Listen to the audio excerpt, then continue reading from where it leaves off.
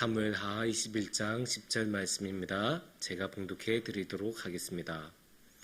아야의 딸 리스바가 굵은 배를 가져다가 자기를 위하여 바위 위에 펴고 곡식 빼기 시작할 때부터 하늘에서 비가 시체에 쏟아지기까지 그 시체의 낮에는 공중에 새가 앉지 못하게 하고 밤에는 들짐승이 범하지 못하게 한지라.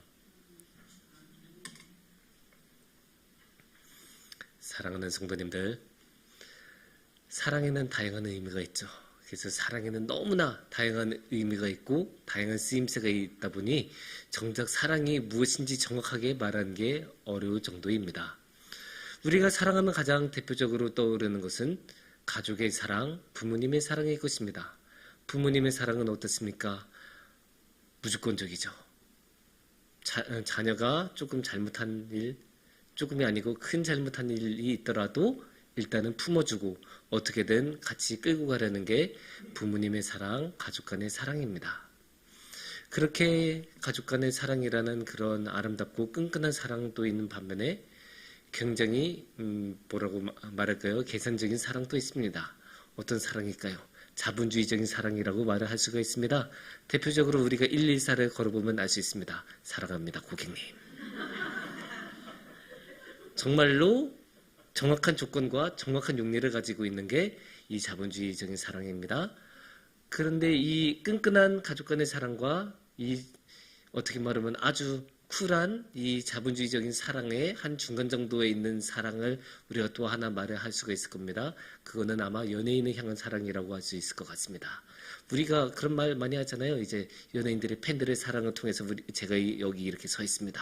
그런 얘기 많이 하지 않습니까? 그만큼 팬들은 분명히 그 자신이 그 좋아하는 그 연예인들을 사랑해요. 근데 그 연예인을 향한 사랑, 또 연예인이 팬들에게 주는 사랑, 이 주고받는 사랑은 그 끈끈한 가족 간의 사랑과 같은 그런 면도 있지만 이 자본주의적인 그런 측면도 분명히 있습니다. 팬들이 그만큼 어떠한 특정한 보답을 할 때 이제 주어지는 왔다 갔다 하는 사랑의 모습이 있기 때문입니다. 이렇게 사랑에는 굉장히 다양한 모습이 있죠. 그런데 이 각각의 사랑의 모습 모두 나름의 사랑의 그런 측면을 가지고 있기 때문에 그 어느 것은 사랑이 아니다라고 말하기가 힘듭니다. 그런 면에서 이렇게 다양한 모습의 사랑이 있기 때문에 무엇이 사랑이다라고 말하는 것은 쉽지 않습니다. 하지만 제가 자신 있게 말을 할 수 있는 게 이런 다양한 사랑들의 모습 가운데서 가장 강한 사랑의 어떤 모습을 가진지는 알 수 있을 것 같습니다. 그것은 바로 죽음을 이겨내는 사랑입니다. 죽음은 굉장히 강합니다. 죽음은 어마무시한 힘을 가지고 있어서 모든 것이 죽음 앞에서 좌절하고 사라지는 것을 볼 수 있습니다. 우리 인간의 힘도, 인간의 재능도, 인간의 지능도, 인간의 돈도 죽음 앞에서는 소용이 없고 사라지는 모습을 자주 볼 수 있습니다. 그렇기 때문에 이 죽음 앞에서는 너무나 많은 것이 없어지지만 그나마 남아있는 것 한 가지가 있다면 사랑이라고 저는 생각합니다.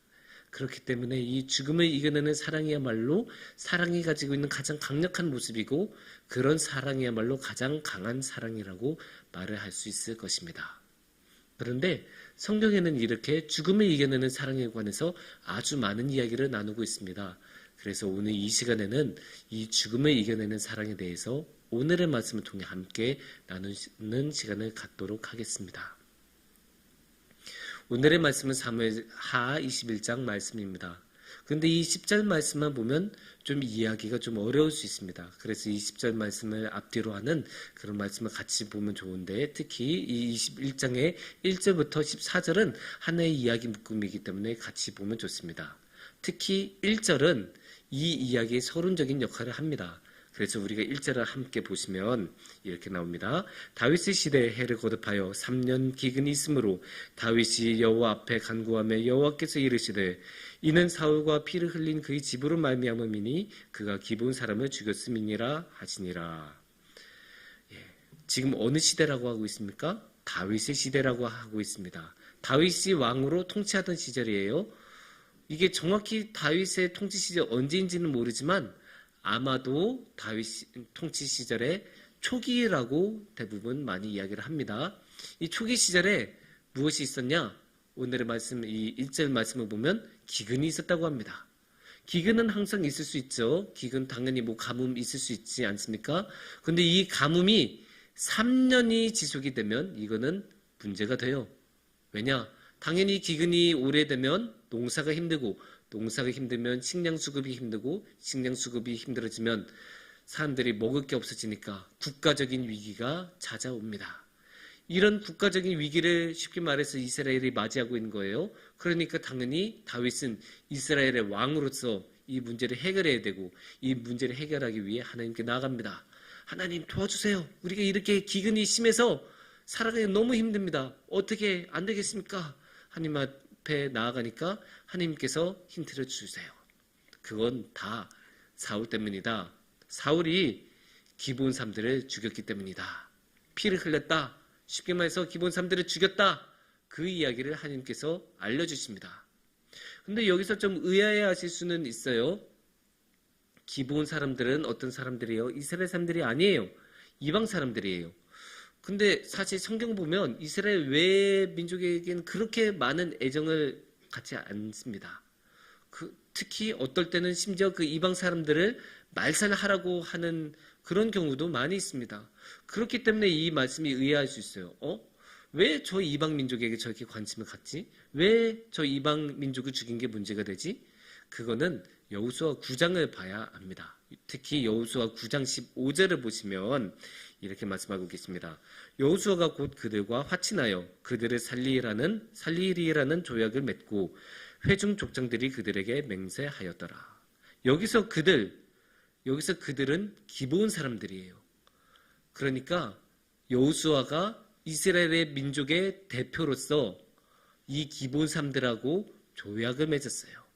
이 여호수아 9장을 보면 사실 기브온 사람들이 이스라엘 사람들을 속여서 맺은 조약이에요. 하지만 성경 시대에는 그렇게 속여서 맺었더라도 그렇게 속은 것은 분하기는 하지만 그래도 어쨌든 조약은 조약이기 때문에 무조건 지켜야 돼요. 그게 성경 시대의 법이고 성경 시대의 문화이고 성경 시대의 그게 당연한 거예요. 그래서 이스라엘 사람들은 그 조약을 맺은 이후에는 쭉 기브온 사람들을 죽이지 않았는데 그러다가 사울이 성경 말씀에 나온 것처럼 이 기브온 사람들을 죽인 거예요. 그냥 죽인 정도가 아니에요. 그 5절을 보면 사무엘하 21장 5절을 보면 이렇게 말씀하십니다. 그들은 여기서 기브온 사람들이겠죠. 그들이 왕께 아뢰되 우리를 학살하였고 또 우리를 멸하여 이스라엘 영토 내에 머무지 못하게 하려고 모해한 사람에 이런 식으로 이렇게 말씀이 쭉 나옵니다. 그러니까 뭡니까? 우리를 학살하였고. 그러니까 그냥 몇 명 죽이고 그냥 몇 명 괴롭히고 몇 명 박해하고 이 정도가 아닙니다. 정말로 체계적으로 사람들을 죽이고 학살한 정말 끔찍한 일을 이제 사울이 저지른 거죠. 조약에서는 분명히 살려주겠다고 했는데 그 조약을 어기고 이렇게 학살을 하니까 이 기브온 사람들의 당연히 원한이 생기고 그 원한을 이거는 조약 관계이기 때문에 하나님께서 들어주셨다라고 볼 수 있는 겁니다. 그러니까 이제 어떤 문제가 생겼는지 다윗이 이제 알게 되었잖아요. 그러면 다윗은 왕으로서 그 상황이 이미 엎질러진 물이지만 이미 이 학살은 되돌릴 수가 없는 일이잖아요. 그래서 어떻게 할 수는 없지만 그래도 왕으로서 어떻게든 해결을 해줘야 합니다. 이렇게 기근이 계속된 상태로 기근 상태로 5년 10년 살아갈 수는 없는 노릇 아닙니까? 그래서 이제 다윗 왕이 기브온 사람들에게 가서 어떻게 하면 좋겠냐 물어보는 거예요. 그래서 어떻게 하면 좋겠냐, 어떻게 하면 너희들의 원한을 풀어줄 수 있겠냐, 어떻게 하면 이 조약을 우리가 깨트린 거에 대해서 우리가 배상을 해줄 수 있겠냐. 거기에 대해서 이제 기브온 사람들은 6절 말씀처럼 이야기를 합니다. 자손 7사람은 우리에게 내주소서.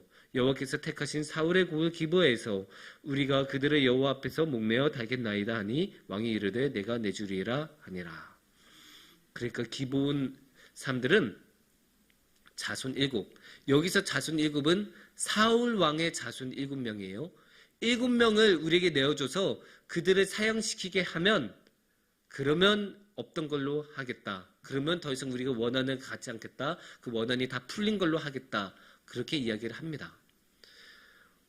그 학살을 일으킨 거는 사울이었으니까, 다윗이 아니었으니까 이스라엘 전체가 아니고 사울 왕이었으니까 사울 왕의 자손 7으로 해결을 하자. 그게 기브온 사람들의 요구였고 그 요구를 다윗은 받아들인다고 이 6절 말씀에서는 이야기합니다. 그래서 다윗이 그 말씀 받아들여서 그래서 그 7명 사울의 자손 7명을 처형하게 됩니다. 사실 오늘날의 관점에서는 이게 조금 잘 이해도 안 되고 좀 끔찍한 이야기죠. 아무리 사람들을 학살하였다고 해도 그 학살의 피를 그대로 똑같이 피로 갚는다는 게 우리 관점에서는 잘 이해가 되지 않을 수도 있는데, 그런데 이 시절에서는 그게 가능했던 이야기예요. 왜냐? 이 시절에는 제사도 굉장히 많이 드리지 않았습니까? 근데 그 제사라는 게 뭐예요? 우리가 그냥 예배 때 찬양 때 그냥 너무나 쉽게 제사라는 말을 사용하는데, 그 제사라는 것을 사용하면 어떤 동물을 가지고 와서 그 동물을 죽여서 우리의 죄를 없애는 게 제사 아닙니까? 그렇게 예전에는 이 시절에는 피로서 갚는 게 너무나 당연했었던 시대였기 때문에 이런 식으로 사울의 자손 7의 피로 그 모든 원한을 해결하는 그런 합의가 가능할 수 있었습니다. 이런 합의 끝에 이제 10절 말씀이 나온 거예요. 10절 말씀을 우리가 보시면 이렇게 말씀하십니다. 아야의 딸 리스바가 굵은 배를 가져다가 자기를 위하여 바위 위에 펴고 곡식 베기 시작할 때부터 하늘에서 비가 시체에 쏟아지기까지 그 시체의 낮에는 공중에 새가 앉지 못하게 하고 밤에는 들짐승이 범하지 못하게 한지라. 여기서 리스바라는 여인이 나오죠. 이 리스바는 사울의 첩이었어요. 그래서 사울의 첩으로서 당연히 사울의 아들들을 낳았죠. 8절 말씀에서 보시면 이렇게 나옵니다. 왕이 이에 아야의 딸 리스바에게서 난 자 곧 사울의 두 아들 알모니와 무비보셋과 사울의 딸 메랍에게서 난 자 곧 무홀랏 사람 바르실레의 아들 아드리엘의 5 아들을 붙잡아. 이렇게 나오니까 쉽게 말해서 아까 7명을 내놔야 한다고 했었죠. 근데 이 7명 중에서 2명이 이 리스바라는 여인, 리스바라는 사울의 첩의 아들들이에요. 이 리스바라는 첩과 사울 사이에서 낳은 2명의 아들, 이 2명의 아들이 이 7명 중에서 포함이 됐어요. 그래서 이 7명을 이제 약속대로 넘겨주고, 그래서 그들은 처형을 당하고, 처형을 당해서 이제 나무에 매달아 놓은 거예요. 다 이제 합의대로 이제 이루어진 거예요. 사실 굉장히 끔찍한 이야기고 그렇게 편안한 이야기는 아니에요. 하지만 다윗으로서는 어쩔 수 없이 할 수밖에 없었던 일이에요. 왜냐? 다윗은 왕으로서 지금 이 기근이라는 문제를 해결할 수밖에 없었던 상황이지 않습니까? 당연히 다윗에게도 부담이었겠죠. 그럼에도 불구하고 다윗은 나라를 위한 선택을 할 수밖에 없었던 거예요.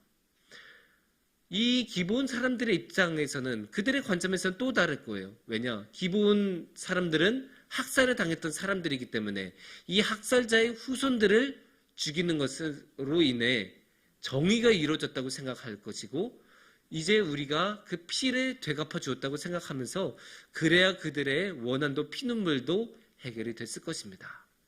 하지만 이것은 다윗 왕의 관점이었고 이거는 기브온 사람들의 관점이죠.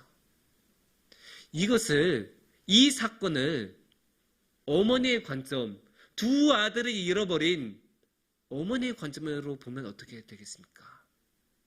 자신의 아들 2명이 죽었어요.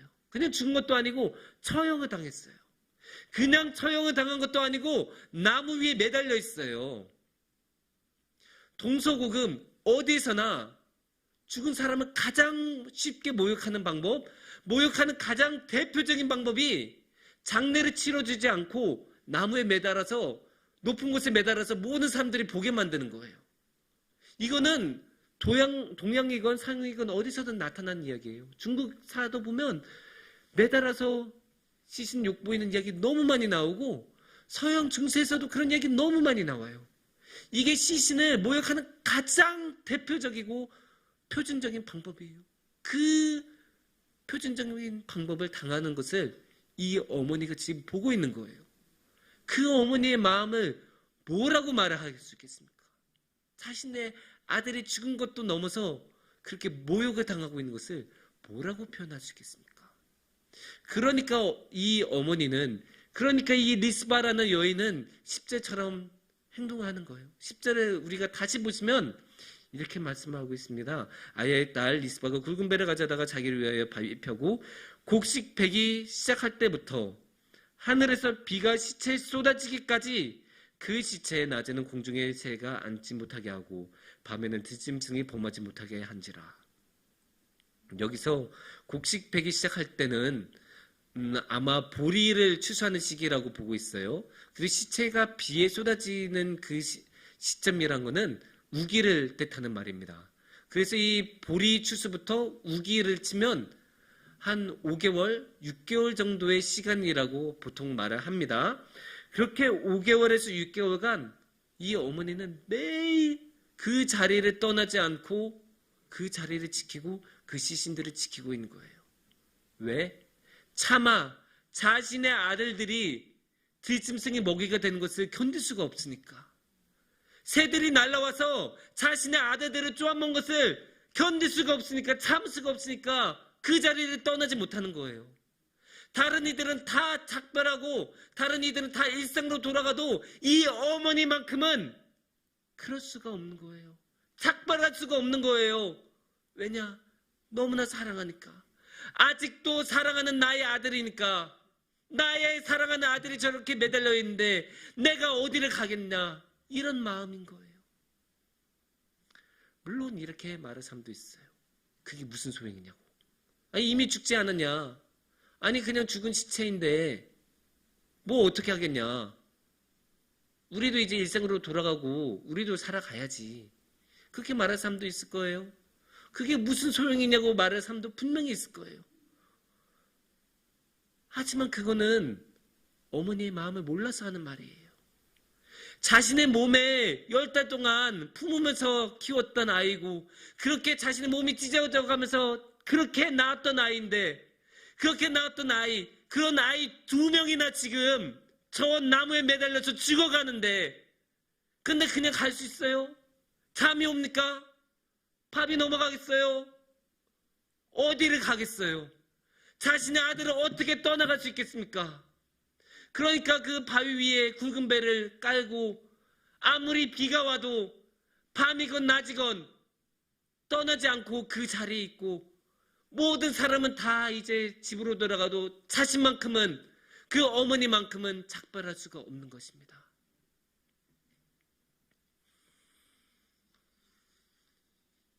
차마 떠날 수가 없는 거예요. 마음이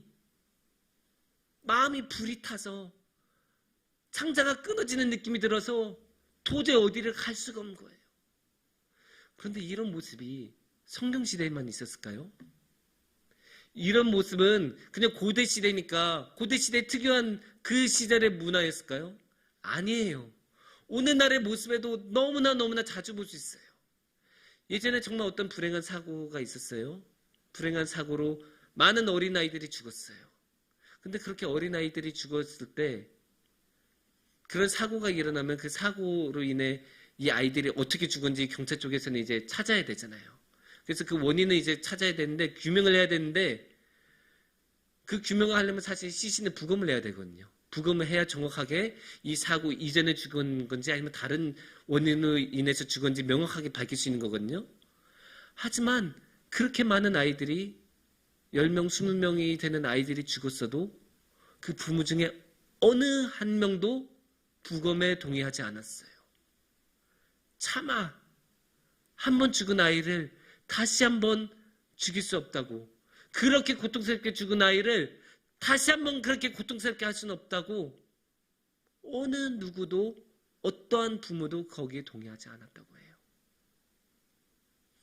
작년에 노벨상을 타서 굉장히 화제가 되었던 한강 작가가 있죠. 이 한강 작가가 가장 최근에 내었던 작품이 작별하지 않는다입니다. 이 작별하지 않는다에서도 이러한 이야기를 담아내고 있어요. 국가에 의해서 학살을 당했던 사람들, 자신이 왜 죽는지도 모른 채 죽은 사람들, 자신이 어디에서 죽는지도 모른 채 죽은 사람들, 그런 수많은 죽은 사람들의 이야기가 있는데, 그렇게 많은 사람들이 죽어서 그 많은 사람들이 슬퍼하고, 하지만 더 이상 어쩔 수가 없어서 마음에 묻고 피눈물을 흘리면서 더 이상 이 사람이 자신의 사랑하는 가족이 죽었는지 살았는지도 모르니까 이날을 기점으로 그냥 죽은 셈으로 치자라고 말을 하는 사람들도 있을 정도로 어떻게 할 수 없었던 그런 시절인데, 그런데 그런 시절에서도 끝까지 자신의 사랑하는 가족을 찾으려는 사람들이 있었고, 끝까지 작별하지 않는 사람들이 있었고, 끝까지 그 뼈조각 하나라도 만져보려고 손에 움켜쥐려고 끝까지 찾아 나섰던 사람들이 있었어요. 그게 우리 시절의 이야기도 하고 우리 나라의 이야기도 하고 우리 사회의 모습이기도 했습니다. 왜 그랬을까요? 왜 이 죽은 사람들을, 이미 다시 살아서 돌아올 수도 없는 사람들, 그 사람들을 찾으려고 왜 그렇게 수십 년간 노력하면서 끝까지 포기하지 않았던 걸까요? 사실 포기할 수도 있는 것 아닙니까? 또 실제로 많은 사람들이 포기하고 일생으로 돌아가고 그렇게 살아갔어요. 하지만 아주 소수의 사람들은 그럼에도 불구하고 끝까지 포기하지 않고 끝까지 작별하지 않고 자신의 사랑하는 가족을 찾아 나섰어요. 왜 그럴까요? 아주 간단해요. 사랑하니까. 그 사랑이 차마 포기하지 못하게 만드니까, 너무나 사랑해서 작별할 수 없으니까 작별하지 않은 거예요. 여기서 우리가 한번 생각을 해봤으면 좋겠습니다. 이렇게 이 리스바라는 여인이 피눈물을 흘리면서 그 나무 아래, 자신의 아들들 아래에 그렇게 매일 지키고 앉아있을 때 예수님이었으면 어떻게 하셨을까요? 예수님이 그 자리에 계셨더라면, 예수님이라면 어떻게 하셨을까요? 예수님께서 한 2시간 정도 이렇게 같이 보시다가 가셨을까요? 아니면 나 저기 이번에 가버나움에 좀 고치 환자가 있어서 그런데 나 이만 좀 가볼게, 내가 좀 바빠서, 이러고 가셨을까요? 아니에요. 제가 아는 예수님이라면 절대 그러실 분이 아니에요. 제가 아는 예수님이라면 한 명도 포기하시지 않는 분이시기 때문에, 한 명 한 명은 너무나 사랑하셔서 단 한 명도 포기하지 않으신 분이시기 때문에 절대로 그냥 지나치실 분이 아니십니다. 오히려 한 걸음 더 나아가셨을 거예요. 우리가 부모로서 자녀를 키울 때 자녀가 아프면 뭐라고 합니까? 내가 대신 아프고 싶다라는 말을 하지 않습니까? 불행한 사고가 일어나서 아이가 먼저 세상을 떠날 때 부모는 뭐라고 합니까? 내 생명을 대신해서라도 내 아이를 살릴 수 있다면 나는 기꺼이 내 생명을 주고 싶다라고 하지 않습니까? 그런데 예수님은 그렇게 하실 수 있는 분이세요. 그렇게 하실 수 있는 분이시기 때문에 예수님은 그렇게 하시는 분이세요. 그래서 예수님은 십자가에 오르신 것 아닙니까? 저 나무에 자신의 사랑하는 사람들이 매달려서 모욕당하고 뒷짐승의 밥이 된 것을 더 이상 견디실 수가 없으셔서, 작별할 수가 없으셔서, 그거 참을 수가 없으셔서 예수님께서는 직접 나무에 오르시고, 아니 대신 나무에 오르시고 자신이 그 모든 모욕을 당하시고 모든 고통을 당하시기로 결심하시고 그 죽음을 선택하신 분이 예수님이십니다. 예수님은 너무나 우리를 사랑하시고 너무나 모든 사람들을 사랑하셨기 때문에 그냥 지나치실 수가 없어요. 차라리 자신이 죽는 것을 택하시고, 자신이 대신 그 나무에서 그 모욕을 당하신 것을 택하시고, 자신이 그 모든 고통을 당하신 것을 선택하신 분이세요. 그렇게 예수님은 그 죽어가는 모든 사람들과 함께 하시고, 그들과 함께 그들 곁에 그들 대신에 그 모든 고통을 겪으셨습니다. 사랑하는 성도님들, 이 세상은 너무나 쉽게 잊어버리기도 하지만 이 세상에는 너무나 많은 죽음이 있어서 잊어버릴 수밖에 없는 그런 상황도 있습니다. 죽음이 가지고 있는 힘은 너무나 강하기 때문에 우리가 죽음을 이겨내기는 너무나 어렵습니다. 특히 베드로만 봐도 그러지 않습니까? 그토록 충실하게 예수님을 따르던 제자, 첫 번째 제자 베드로마저도 죽음 앞에 놓이니까 예수님 앞에서 도망하고 예수님을 부정하고 예수님을 배신하고 도망가지 않습니까? 그게 죽음이 갖는 힘이에요. 하지만 이 죽음 앞에서도 무너지지 않는 사랑이 있습니다. 이 죽음 앞에서도 끝까지 나아가는 사랑이 있습니다. 이 죽음 앞에서도 작별하지 않는 사랑이 있습니다. 그 사랑을 예수님께서는 누구보다 잘 보여주셨습니다. 그래서 예수님께서는 십자가로 그 모든 작별하지 않는 사랑을 보여주셨습니다. 그래서 우리도 이 예수님의 그 작별할 수 없는 그 귀한 사랑을 우리 마음속 깊이 받아들이고 그 사랑으로 예수님과 함께하며 예수님께 나아가기를 축원합니다. 함께 기도하겠습니다.